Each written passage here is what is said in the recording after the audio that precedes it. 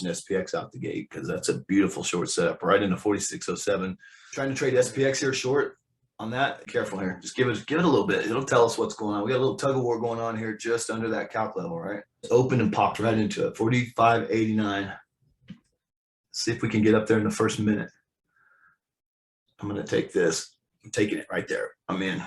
That's it. I'm going to hit that trigger perfect, man. It doesn't get any better than that. I'm going to take some little bit off here. Pay myself a couple. We broke the 75. I was looking to take profit to 75, but we blew right through it. The next target is 45.28. You know, it's the OIM lows. I'm going to take some profits there. I just noticed that hitting that 15. We're only 2 minutes in the hours. Don't get me wrong. I think we can go down. It's just, I've got some pretty good risk on this.